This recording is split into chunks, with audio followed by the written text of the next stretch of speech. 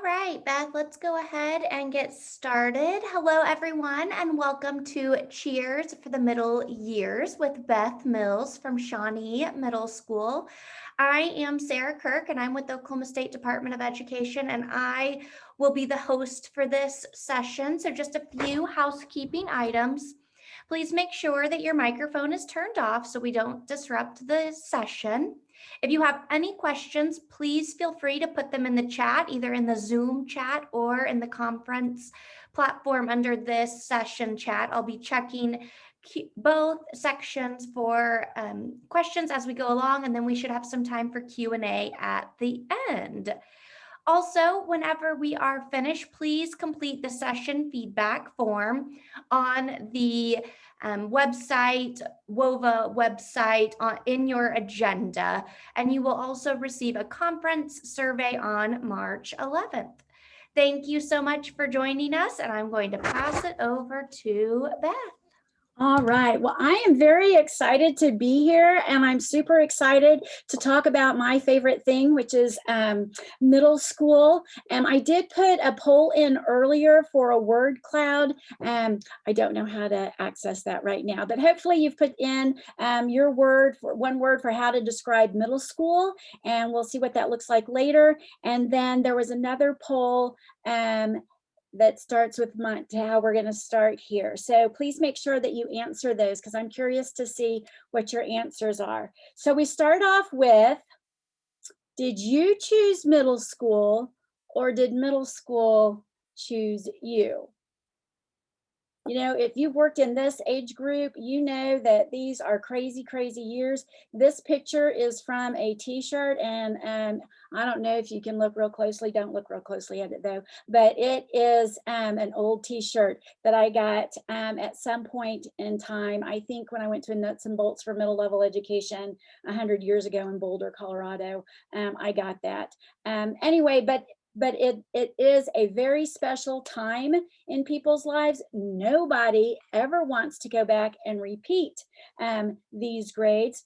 Real quickly, I will tell you that in first grade, I wanted to be a first grade teacher. Second grade, I wanted to be a second grade teacher. And all the way through the years, except for 3 years. Guess which ones they were? 7th, 8th, and 9th. So we didn't have middle schools back then. We had junior highs, and those were just some really shy, awkward years for me. And so I was glad to be past those, but I feel like in some ways I never left 8th grade, and that's why I've kind of camped out here at this level with my career. So I did start here in Shawnee to being a speech and theater teacher, went to Broken Arrow and taught, ended up morphing into an English language arts position there. And what I found is, because I always wanted high school, and my very first job was at the junior high, and I did competitive speech with these kiddos. We did plays and a lot of extra time, and I got to know them and love them. And then I went to Broken Arrow. I was at the high school, and I took them to competitive speeches. Those kids did not need me.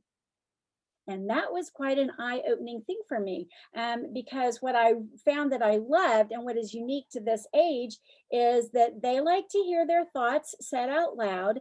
They like to have those things reinforced. And so high school kids didn't need me as much, but so I missed my middle school. So I was able to get back to middle school and absolutely love that. So one of the things that I did for 100 years while I was teaching is when I talked to the 8th graders and welcomed them to my class, and I still use this in my counseling today when I'm working with the students. And the reason that I love them is because they're weird. Now, when you say that to an 8th grade student or a middle school student, they look at you and go, "What?" And then they think about it for a moment and you go, "Aren't you?" And they go, "Absolutely, yes." So they get that they're weird too. And that's what is absolutely lovely about this age. Plus the fact that they're growing their adult brains. And we'll talk about that here in a little moment, but that's what makes it so much fun.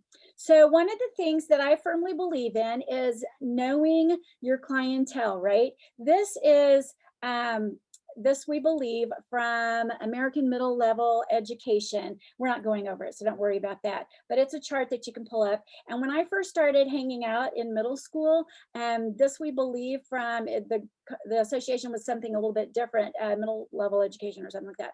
Anyway, the chart was a little bit differently. So it has morphed, and I believe since this one, we're up to 18 characteristics. So it's something that you might want to look at to get an idea more about this middle school level. One thing to keep in mind is that while this has changed over the year, this age group has not changed at all. It's a super, super unique age group.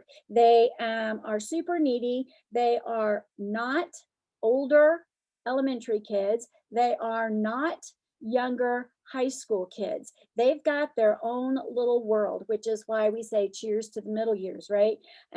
So we'll talk about their brain development here in a little bit, but always look out for ways that you can connect with other middle school people, because if your heart is not with this age group, this is a very, very difficult age group to work with.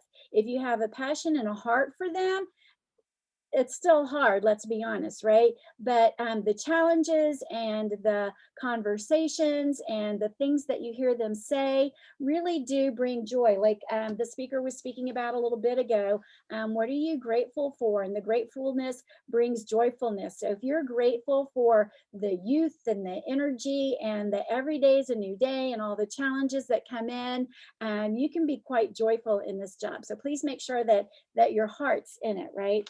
Okay, so speaking of brains and developmental, I'm going to kind of take a deep breath and kind of slow myself down because I hear myself going on super speed, kind of like middle school students do. All right, so brain development is super, super important to understand what's going on in this age group. So somewhere around 6th grade, all the way through 8th grade and beyond, they're starting to grow their adult brain. So some of them aren't quite at that pruning stage in 8th grade, so it goes a little bit beyond that. But this blossoming age, if you think about 6th graders, so here at Shawnee Middle School, we rotate with our kids. So I have them in 6th grade, 7th grade, and then 8th grade, and then I send them off unless we end up in 8th grade during a COVID year, and then I miss sending them off and seeing them and hugging them. Goodbye. But that's another story. That's a pearl is what that is. So this time they're blossoming. And so if you can think of your arm and your fingers this way, this is a neuron, right? And these are the dendrites at the end of your neuron. So you got lots of those, right? And then they connect with another neuron, and that's how messages get sent through your body and traveling through your body. So at this age, about this time, one of the reasons that makes them so weird is that they are blossoming. So they are getting all these extra neurons, all these extra dendrites. At the end of those dendrites, these dendrites are little cups that hold the receptors. And so the hormones, whatever hormone that happens to be passing by, collects in that cup. And they collect all kinds of them. So that's what makes them super extra sensitive. And that's the wide range of continuums. They're extra silly, extra happy, extra giddy, extra crazy, but they're also on the other end, very doom and gloom, very sadness, very, you start seeing that depression in there. And we'll talk about this at the end, but like how many of you this year you've seen more of this end? So it makes it an extra sensitive time period.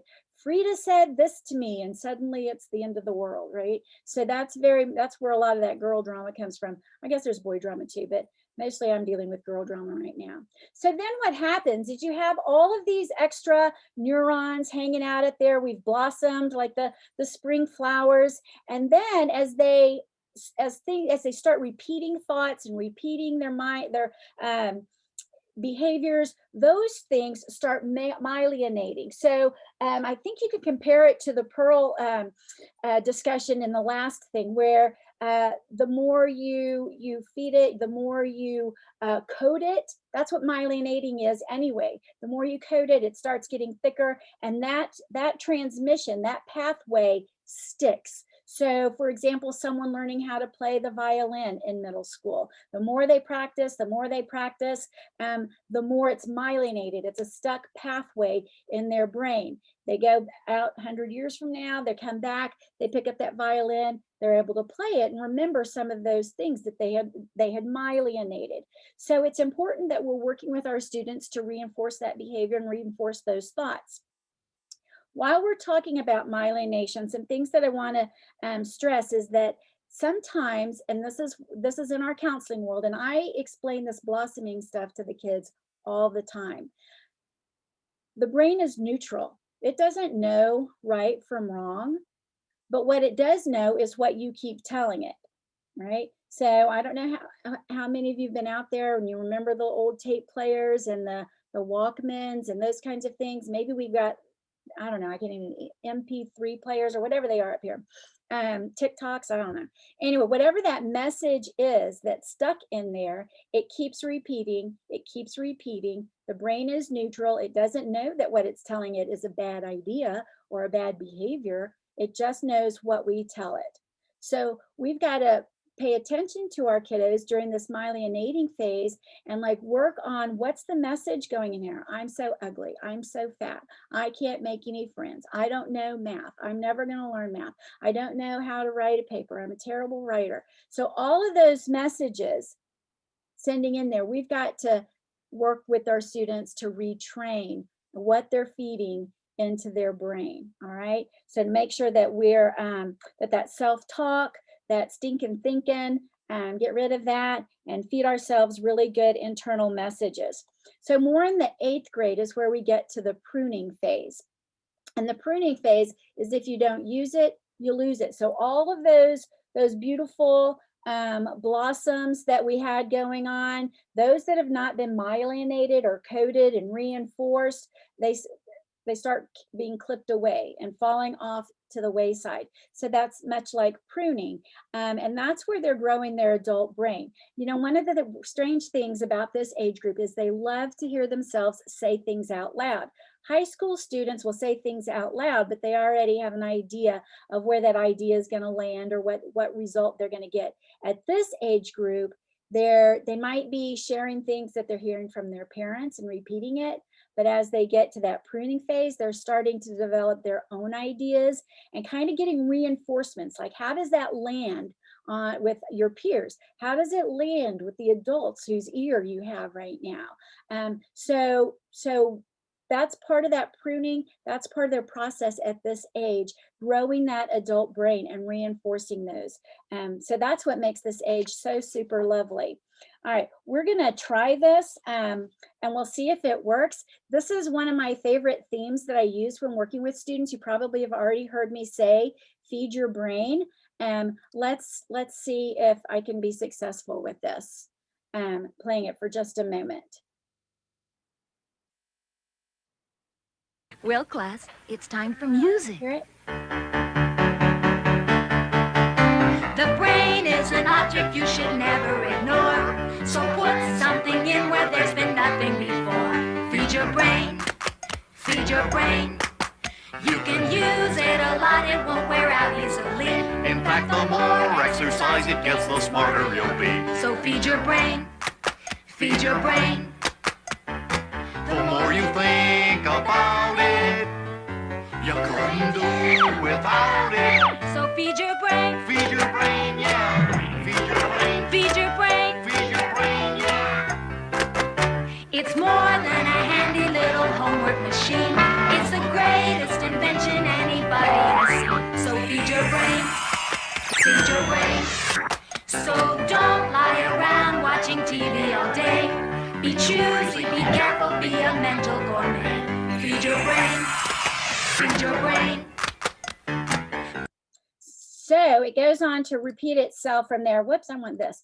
It goes on to repeat itself from there. So different themes in there, like the exercising and those kinds of things. We want to make sure that our students know when as from our counseling perspective, when we're working with them, either in that tier 1 across the board with them, or going up to working with smaller groups in the tier 2, that kinds of things, we want to make sure that, the mental gourmet. I love when they say that in the video. I tell students all the time, your brain is supposed to hurt when you're at school and you're feeding your brain. So that's okay. And they always look at me funny when I say that too, like they don't want their brain to hurt, but I try to tell them that's a good thing. Sometimes I have to tell them a lot that it's a good thing. So other things that we want to promote with feeding your brain, like you heard saw the feeding, like we want to make sure that we've got the nutrition piece that we're carrying with them, eating protein in the mornings to start their day.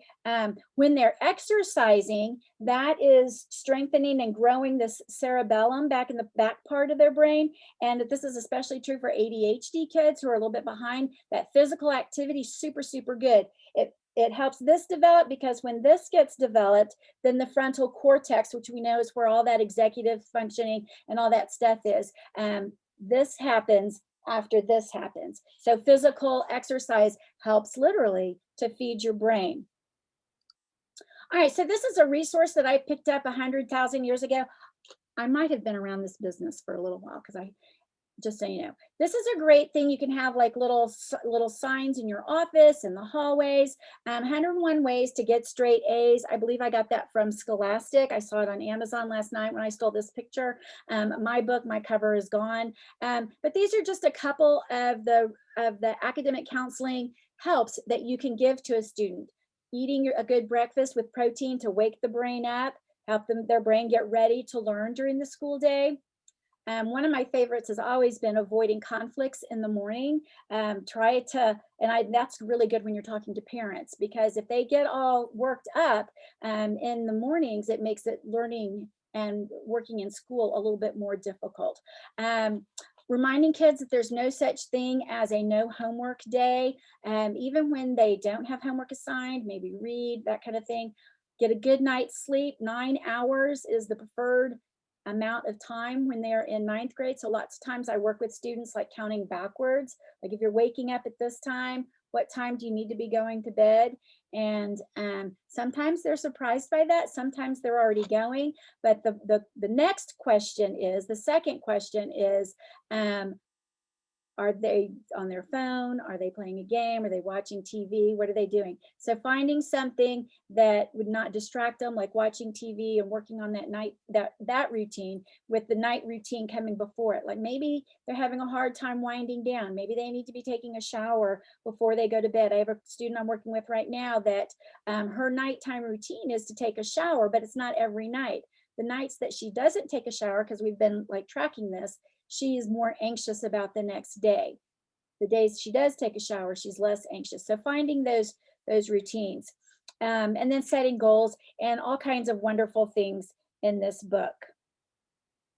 One of the things talking about when they're not getting enough sleep, sometimes I have the issues where the kids are falling asleep in class. Sometimes they're repetitious. So a couple of teachers will holler at me, and I'll come down there and I'll take the kid out, and we'll either do it in the hallway or we'll come back up to my office, and we do some jumping jacks, and I do them with them. And we do some stretching up to the sky and touching our toes. And we always end it with like running in place while we say the ABCs. That just gives us a time frame, that kind of thing. So then I either high five, fist pump, or something legal during COVID times, to make sure that, okay, you got it, we're going to stay awake. And most often I don't have to deal with those kids again, but I do have some repeat offenders that I keep having to deal with, but that's all right. All right, so how are we doing? Tara Brown, and I'm going to give you a quick connection. She is a teacher. I met her at a conference. Her website is connectioncoach.com. And she is a very, she's a great speaker. This Sling the Dopamine is hers that I've stolen from, and I use it a whole lot. So this is where Sling the Dopamine comes in, if you want to follow with me for a moment. So talking about the science of hope, and some of you have heard of the OU Hope Research Center, and Dr. Chan Hellman has this Hope Rising. It's super, super good, super good resource to go to. So I highly recommend it. We're not going to talk for too much about it other than to use it as a background. In that science of hope, and hope, that second bullet there, hope is the belief that your future will be better than today, and you have the power to make it so. So getting those kids to believe that they have some control over what happens to them, and looking forward and focusing on that future. There's a second part to that conversation that we'll get to in a moment. But the thing I want you to keep in mind is how powerful you are in that student's life. When you're outside with them at lunch or in the cafeteria at lunch, or you're seeing them in the hallways and while they're walking and changing classes, and they see you smile at them, minus the mask, but they can tell with your eyes, or you say their name to them, that adds so much hope and works on changing the brain chemistry. If they've come from a trauma background, or that is so important to them. A relationship with one non-parent adult, that would be you, who takes genuine interest, can change their brain chemistry. So I want you to keep that in mind, how important that is. So that takes us to that brain and how it may be filled with them. So a speech, and this is a conversation that I have with students all the time, is in the middle of your brain, there's your amygdala. All right, it's about the almond size, right there in the middle of your brain. And what the amygdala does is he acts like a security guard, and he's constantly looking and watching for any kind of threats, right? So what's a threat to me might not be a threat to that student. What's a threat to that student might not be a threat to me. There's no telling what is in that child's background that might be an actual threat that may or may not make sense to us.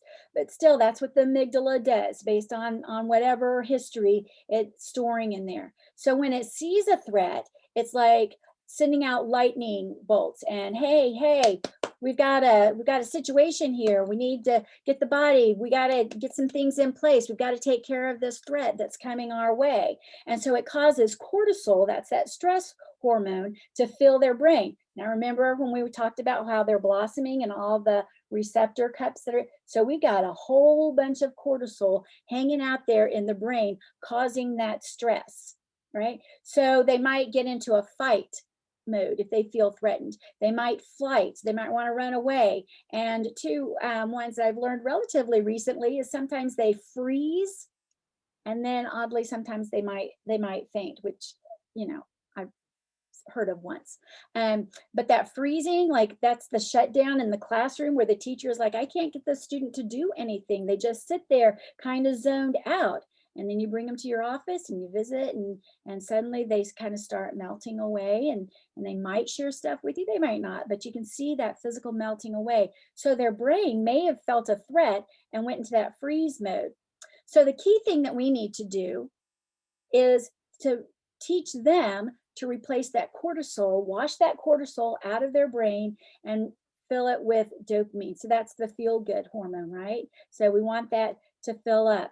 So with that amygdala and that feeling, replacing it with dopamine, we'll talk about that on the next slide. One of the things to keep in mind with that is, remember we talked about the cortisol and what all is back there that amygdala is hanging on to, and what those threats might be. That's where the conversation of ACEs comes. And we're not going to go into ACEs right now.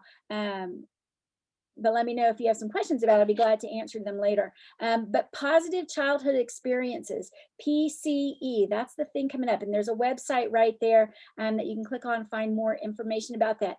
But keep in mind, you can become one of those positive childhood experiences, and the conversations that you have and how you can reframe some of those things that they're experiencing right now, maybe even taking their pains and making them pearls. I so love that he said things like that. Okay, so we can't be anxious, that's that cortisol, and relaxed at the same time.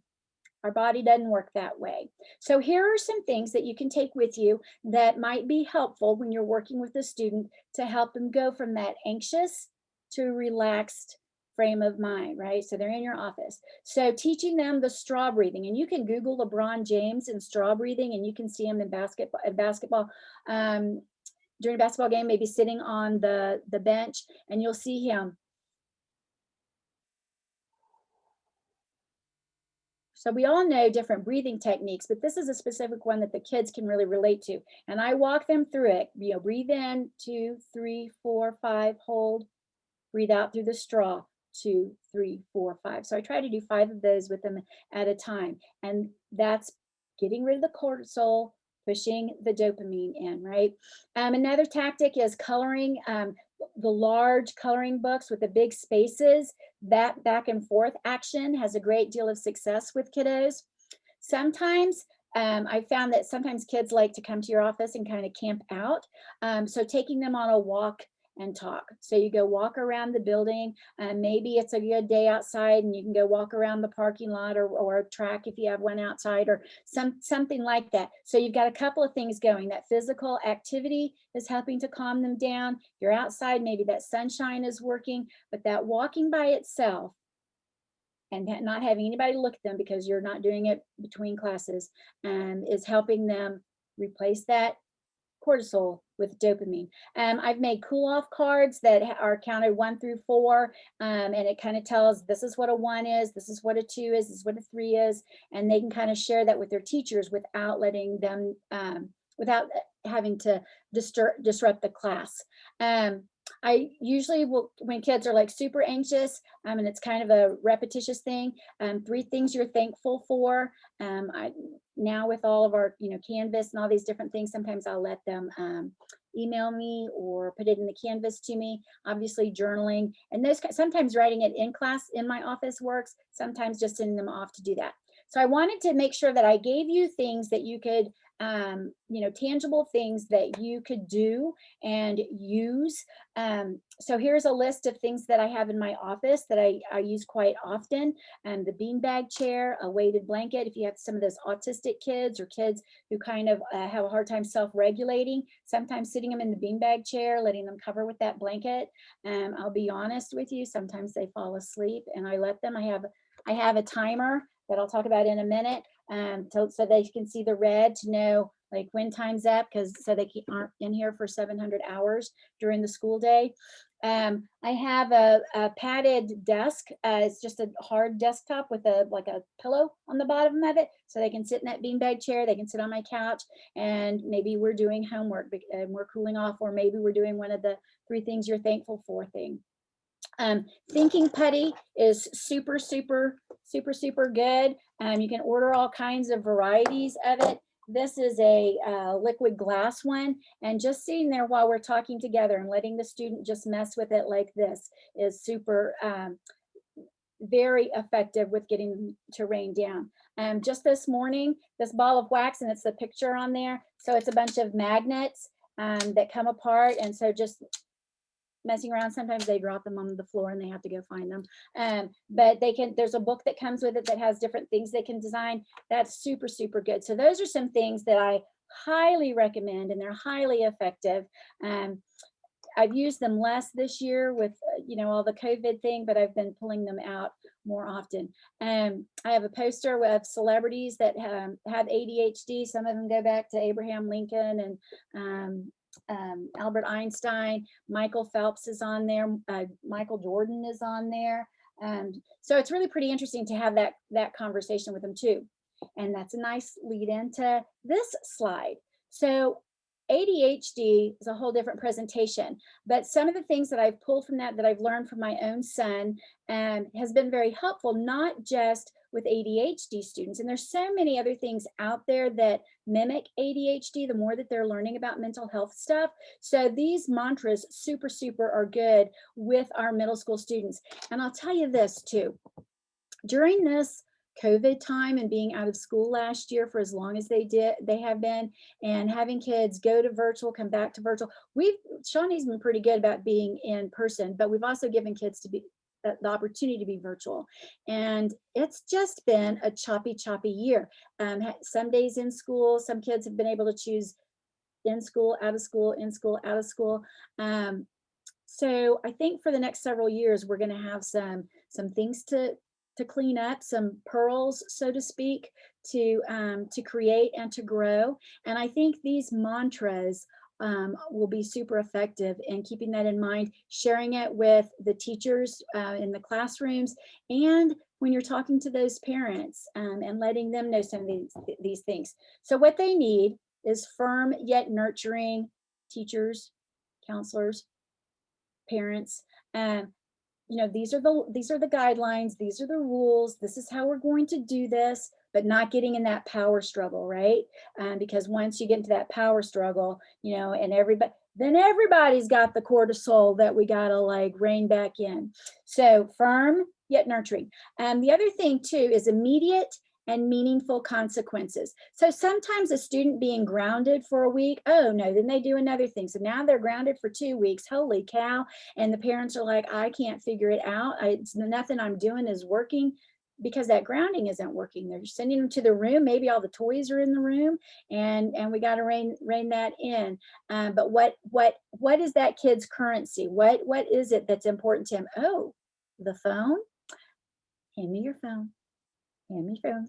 And then take that phone and put it away. So sometimes in our counseling business, we're doing some parenting skills as well with those parents, and helping them find what that immediate and meaningful consequence is. And then external structure until they can internalize that structure. Super, super huge. In that Taking Charge of ADHD book, there's a whole chapter that fits all 3 of these things that's for educators. So I recommend spending some time looking on that. These kids don't, especially with how crazy and mixed up everything has been lately, they need us to help them, give them that structure. The structure of a school with a beginning time and ending time, lunch time, this is when class is over, but then how are they using that time in class? That's where they need some of that structure, and that's where we can help those teachers find those skills or those techniques that can work with that.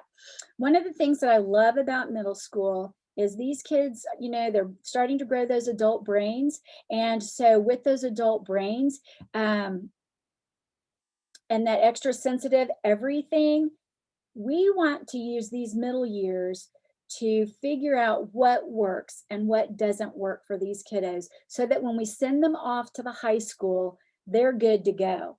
They don't have to worry about trying to relearn something or some study habits and that kind of stuff. So they're good to work on it, so they get a good GPA and can blossom and do all those wonderful things. So reminding that to parents can be very, very calming for parents to understand, okay, it's all right. We're in 6th grade, we're in 8th grade, we're figuring out all of this, and that's okay, because we'll get it figured out by the time they leave us.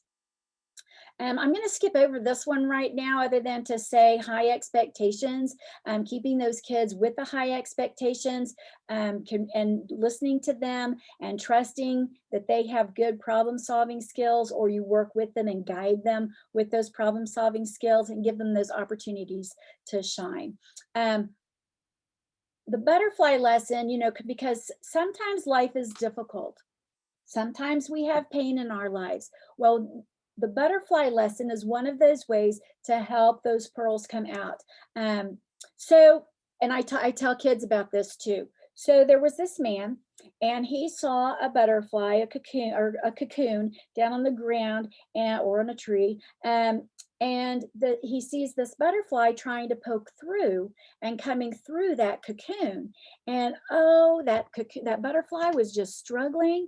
So his good intentions, his kind heart, he wanted to help that butterfly go ahead and come on out. So he opens up the cocoon, helps that butterfly have a bigger hole so he can come out. So out comes the butterfly, and he comes on out. But it's not long before the man notices that there's a problem with this butterfly. This butterfly can't fly. His wings are all wet and they're kind of drooping behind him. And so this beautiful butterfly is only able to just walk. And so the lesson that you take from that is that struggle that butterfly has to go through naturally, middle school years, the struggle that is there and the lessons and the strength that butterfly gains by breaking through that cocoon and emerging and pushing itself out. While it's pushing itself out, the confinement of that cocoon is draining or squeezing out all the excess water from the beautiful wings. So when that butterfly finally emerges, he can fly, and it's beautiful and so graceful to look at and so strong to do all the amazing things in the miles and miles that those butterflies travel. So sometimes the middle school years or just pains in life, it's like that, like I can't help you do this. I can be here and guide you, and I can walk you through this, and we can problem solve and we can look, but some of this pain you've got to deal with on your own because it's going to make you stronger for it. Pain into pearls. Love that. So another topic that's common with middle school students is the whole friendship thing. Oh my word. We're best friends today. We're not friends tomorrow. So we're going to keep some distance. What? Nope. Forgot about that. We're going to be best friends again. So lots of conversations. I use the friendship circle a lot. I don't necessarily like have it drawn out like that, but that was a good representation. I'll have the kids draw it out, and they're in the middle, and only those people in that first close circle, those are the ones that you can trust with your secrets, right? And sometimes friends will move from that close circle because they've proven themselves not to be very trustworthy. So they move several circles out, okay? And then maybe they do things that show that they're trustworthy again, but be cautious because they've already burned you once. So be cautious of that. Anyway, that friendship circle is a super, super good way to show kids that look at the acquaintances. You don't have to be super good friends with all of those people. You're lucky if you've got one or two really close friends that are close to your heart that you know you can share those details with, and you don't have to worry that they're going to tell other people at school and that kind of thing. All right, so that's super good. The other thing, plate tectonics. You know, in 6th grade, the curriculum in science is that they learn about the plate tectonics, and it's always fun to say when you're talking to kids, plate tectonics. So I always say, hey kids, so your friendships, because they're so upset that Frida, who's been their best friend since elementary school, is now not so much their friend anymore. And so I'm very, very sad because Frida is making friends with Bertha. And what am I going to do now? Friendships in middle school, because we have so many other people coming our way. We're starting to develop interest in band or in theater or in sports, and we're gaining those. So we're meeting new people. So some friendships might shift, like the lateral sliding there. They might spread apart. They might like really shift and turn like a mountain. And so like, we're done with that friend. Or they might create valleys. So just like plate tectonics are moving, so are friendships in the middle school. And then I do warn them ahead of time that high school, that same kind of thing happens too, because it's a bigger pool of people. Your interest, you're spending time with people who have specifics with you more. And so you got to move. So you're growing and adjusting like that. Okay, I'm catching up with myself in my notes. I haven't been following along. So kindness endorphins. Dana Perino was a White House spokesperson for Bush, and she's got a new book out for younger women called It's Gonna Be Okay. And I heard her speaking last night. She talked about kindness endorphins, and I'm like, that is true. I remember this stuff. And so I made that the title of this, but this isn't new. So the more you show kindness to others, the more it can reduce your anxiety. So think about that in a moment. I was like super, super shy in middle school. And what I've learned as an adult is shyness is all about, it's all about you. And how you think everybody is seeing you, and so it like almost makes you like grow inward. But when you start thinking about other people and you start putting your energy into other people, suddenly all your eyes aren't on you. That anxiety kind of anxiety. What anxiety? I forgot I had anxiety. So when we start thinking about showing kindness with others, there is a 14-day care plan where you do one thing for someone else during every day for 14 days.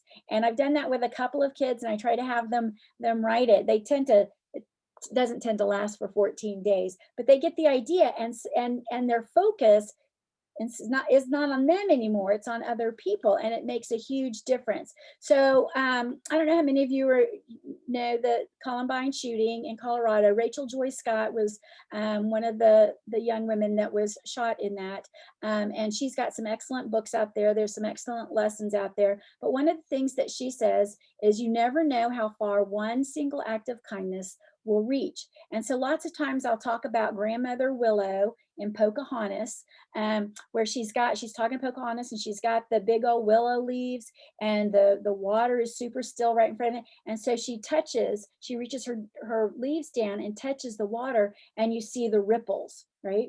So that's how kindness is. So working with kids to work on being kind to one another is helpful for them to know. So these are all things I use when I'm talking with students. So empowering students against bullying, ignoring behavior only works so long.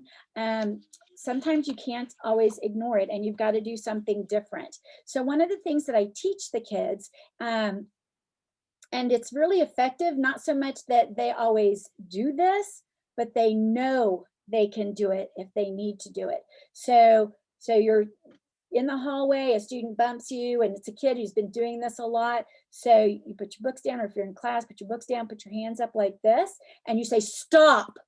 Nice, strong voice, right? Stop. And then you move on. But what's happening is you're giving whatever adult should be around watching things, you've captured their attention. Your hands are here. So if you have cameras in your building, then you can also see that as an indicator where whatever incident happened. But then I always instruct the kid, don't get in a conversation with that person. You let the teacher deal with it from then on. Your adrenaline's going to be flowing, so don't hesitate to come straight up to the counseling office and plop in my office and say, oh my gosh, I did it, Ms. Mills. But knowing that they can use that strong voice, I've had a couple of students come back to me saying that they did that, and the strength that they felt, and that gave them strength against whoever they felt might be bullying them. And something new that I've started saying to kids is, you are just as big on the inside as anyone else. And middle school kids are all different shapes and sizes. So don't be intimidated by anyone. You're just as big on the inside as anybody else. So those are some things to use. I'm watching my timer get used up here in a minute. So I want to make sure that we've got time for any questions that you might have. If you put them in the Whova, I'll come back and answer them if I don't get through that just now. One of the huge things I say to students, and this is kind of along the lines with some of the stuff that was said today, your reaction instead of how are you responding to that, right? So what do you have control over? You don't have control over what Frida says or what Frida does, but you do have control over how you respond to that. I kind of changed up my word just then because I usually say what your reaction is, but how you respond to that person, how you react and how you adjust and adapt to different things that you don't have control over is what you do have control over. When you can focus on what you have control over. And you see Maya Angelou's quote there, if you can't change the situation, change your attitude. And that's very effective with helping those kids like kind of process through that and move forward. All right, here's a whole long list of more of Mills' methods. I like alliteration a lot. So I've started doing a Mondays with Mills. There shouldn't be an apostrophe there, by the way, but Mondays with Mills are a quick video. I try to keep it less than 5 minutes. I put it on the kids' canvas in their announcements so that they can see it. Sometimes I'll use quotes. Sometimes I'll use something that's coming up in the week or maybe something that a kid shared with me, but I don't like reveal them. I keep it very like way general, but that's a fun thing to do. Always ask the second question. Like we mentioned earlier, I'll tell you that my son had drawn fire on one of his test things when he was in middle school, and that teacher, immediately thought he was going to catch the school on fire. No, what he was doing was the theater teacher, who had not worked with 6th graders before because they had just gone to the middle school concept, fired him from working backstage. He was a little bit little bit ADHD-ish is a fair way to say that. So if they had asked the second question and thought, what's behind this, they would have learned that he was drawing out what was bothering him, not something he was planning to do. Always ask the second question. Gigo, garbage in, garbage out. What goes down in the well comes up in the bucket. So that's a good conversation with parents. It's good conversation. Like, what are you feeding your brain? Is it garbage? Because garbage is getting ready to come out of you. And in my office, I keep heights marked on the wall, especially since I work with students from 6th grade to 8th grade, and showing their heights. Boys tend to be upset because they're so small. So when I tell them that they will be growing, and then in their 8th grade year, they make some big strides. I've got boys separated from girls, and it's really kind of interesting to watch their reactions to that. Oops, hello. And that tree is there to go with, you start walking my way, I'll start walking your way, and we'll meet in the middle. So that's the whole compromise conversation. Hand cues, like I can communicate to students without using a whole lot of words, without raising my voice. Nope, stop that. I've taught them be kind. So learn some hand cues so that in the hallway, without calling out someone's name and you've got that eye contact, you can do that. 2 real quick quotes, and this is actually what Mondays with Mills was yesterday. When you win, you win. When you lose, you learn. When you fail, you take a step forward. Lionel Richie said both of those recently on American Idol, which I enjoy watching. So those are some things. Now, as I wrap up, before we let Sarah see what questions there are, this clearly has been a very difficult year for all of us, whether it's personal stuff, whether it's working with these kids. It's just been really rough. So in this year with these 6th graders, I have had probably double the conversations this year about suicidal ideation as opposed to the previous group of students that I had for 3 years, right? Their anxiety is high, they have feelings of isolation, all kinds of domestic crap is going on at home, and they don't know how to deal with all of this. They're frustrated with the technology and the expectations, the same times while the teachers are struggling with that technology and being on top of things and the extra things that have been required of them. And so maybe that stress is coming out. The kids are feeling that stress. Parents are feeling at a loss. They don't know how to provide the structure to the kids when they're at home learning, especially put COVID aside, look at our ice days that we've had this year and our frozen tundra days that we've had. Parents are feeling it and having to deal with that technology. I have fielded more technology questions ever. Now, I'm not very technical. I don't know if you've noticed that or not. So what's important for you is to know your why. Know what your reason is that you do this, and what are you most grateful for today? It kind of goes in with what Rhett was talking about in the keynote.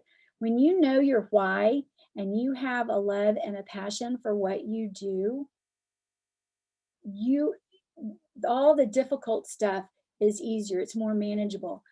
But you cannot take care, and I'm not telling you anything you don't already know, just a reminder, you cannot take care of all those beautiful students and all their beautiful souls without taking care of yourself. So make sure that you take time to take care of that. And in closing, I just want to say that the middle years are something to be grateful for. You see, if you take a step back and you listen to what they have to say, they say the most ridiculous things sometimes.